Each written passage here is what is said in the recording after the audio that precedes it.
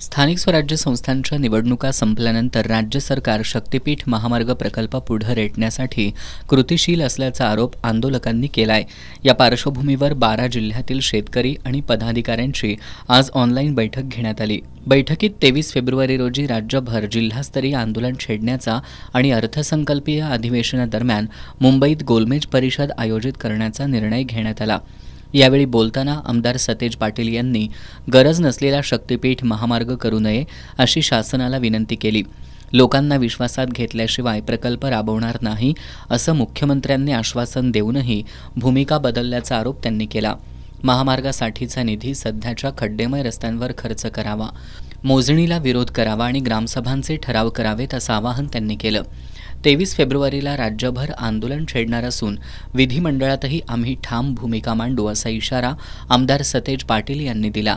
माजी खासदार राजू शेट्टी यांनी परभणी आणि लातूरमधील घटनेचा निषेध केला। कोणतंही नेतृत्व नसताना शेतकरी रस्त्यावर उतरले, यावरून शक्तीपीठ महामार्गाला स्थानिकांचा विरोध हे स्पष्ट होत आहे।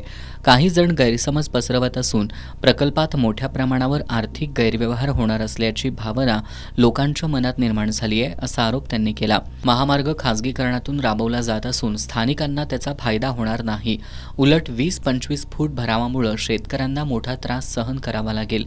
अर्थसंकल्पीय अधिवेशनादरम्यान मुंबईत सर्व संघटनांची बैठक घेऊन विधानसभेत आणि बाहेरही जाब विचारण्याचा इशारा त्यांनी दिला। नाशिक ते अक्कलकोट दरम्यान प्रस्तावित महामार्गावर प्रचंड खर्च होणार असल्याचा आरोप करत सरकारनं महामार्ग बंदचा निर्णय जाहीर करेपर्यंत आंदोलन सुरूच राहणार असल्याचं शेट्टी यांनी स्पष्ट केलं।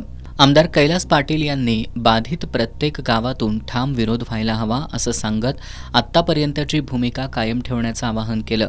माजी आमदार ऋतुराज पाटील यांनी मार्गाची लांबी 802 ऐवजी 856 किलोमीटर करण्यात आली असून बाधित गावांची संख्या 350 वरून 395 झाल्याचं सांगितलं। विशेषतः करवीर तालुक्यातील अनेक गावं या मार्गामुळे प्रभावित होणार आहेत। राज्यातील परिस्थिती पाहता सर्वांनी एकत्र येऊन संघटित लढा उभारण्याची गरज असल्याचं त्यांनी सांगितलं।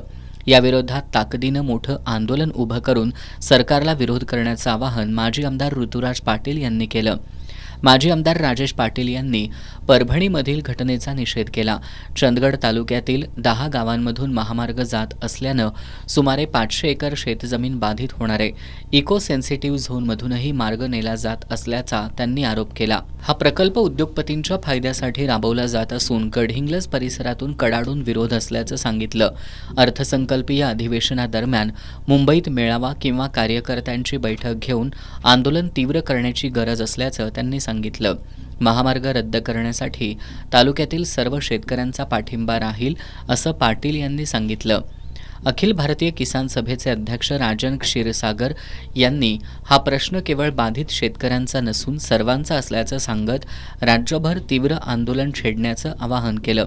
कॉम्रेड उमेश देशमुख यांनी सांगलीत 19 गावांमधून जाणाऱ्या महामार्गाविरोधात राम मंदिर ते जिल्हाधिकारी कार्यालय असा मोर्चा काढण्याची घोषणा केली। दिगंबर कांबळे यांनी 300हून अधिक गावांमध्ये संघर्ष उभारल्याचं सांगत दोन्ही संघर्ष समित्या एकत्र येऊन सांगलीत मोर्चा काढणार असल्याचं स्पष्ट केलं। लातूरमधून ॲडव्होकेट गजेंद्र येळकर यांनी नोटीस न देता मोजणीसाठी दबाव टाकल्याचा आरोप करत संबंधित अधिकाऱ्यांवर कारवाईची मागणी केली आहे। बीडमधून व्यंकटराव ढाकणे यांनी शेतकरी आणि महिलांवरील पोलीस कारवाईचा निषेध करत व्यापक आंदोलनाचा इशारा दिलाय। नांदेडमधून सुभाष मोरलवार आणि हिंगोलीमधून बापूराव ढोरे यांनी मोजणीला विरोध कायम ठेवत मोठं आंदोलन उभं करण्याची गरज व्यक्त केली। धाराशिवचे संभाजी फरताडे यांनी परभणीतील घटनेचा निषेध करत नेत्यांनी शेतकऱ्यांच्या पाठीशी ठामपणे उभं राहण्याचं आवाहन केलं। दरम्यान 23 फेब्रुवारी रोजी राज्यभर होणारं आंदोलन मोठ्या शक्ती प्रदर्शनानं करू असा निर्धार बैठकीत व्यक्त करत शासनानं निर्णय मागे न घेतल्यास आंदोलन तीव्र करण्याचा इशाराही देण्यात आला।